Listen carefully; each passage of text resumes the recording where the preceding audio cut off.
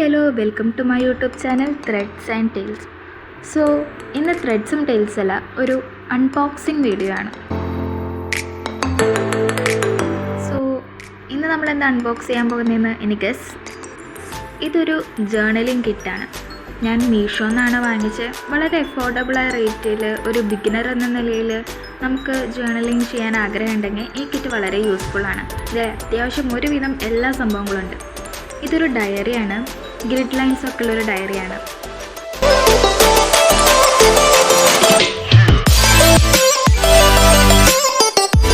ഇത് ഡേറ്റ്സിൻ്റെ സ്റ്റിക്കർ സെറ്റാണ്. ഇതിൽ 1 to 31 days അവൈലബിൾ ആണ്.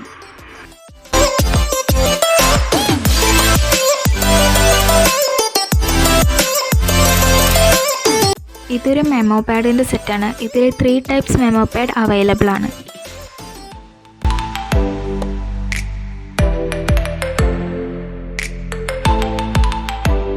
നെക്സ്റ്റ് വരുന്നത് വാഷി ടേപ്സ് ആണ്. 2 കളറിൽ അവൈലബിൾ ആണ്. ഒന്ന് ലൈറ്റ് ബ്രൗൺ ആൻഡ് ഒന്ന് ഡാർക്ക് ബ്രൗൺ. പിന്നെ വരുന്നത് കുറച്ച് സ്റ്റിക്കേഴ്സാണ്. നല്ല എസ്തെറ്റിക് വൈബ്സ് ഉള്ള സ്റ്റിക്കേഴ്സാണ്. അപ്പം റൈറ്റിങ്സും വരുന്നുണ്ട്. പിന്നെ അല്ലറ ചില്ലറ ഷേപ്സിലുള്ള കുറച്ച് സ്റ്റിക്കേഴ്സ്. നെക്സ്റ്റ് ഇതിൽ വരുന്നത് കുറച്ച് പാറ്റേൺ പേപ്പേഴ്സ്, പിന്നെ കുറച്ച് ഫോൾഡിങ് പേപ്പേഴ്സൊക്കെയാണ്.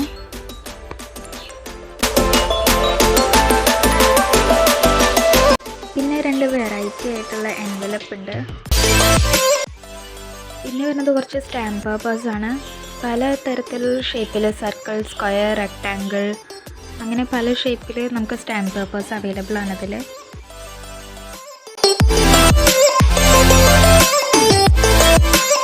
കുറച്ച് സ്ക്വയർ ഷേപ്പിലുള്ള മെറ്റീരിയൽ പേപ്പേഴ്സ് ഉണ്ട്. പിന്നെ 1-2 സ്റ്റിക്കേഴ്സും ഉണ്ട്.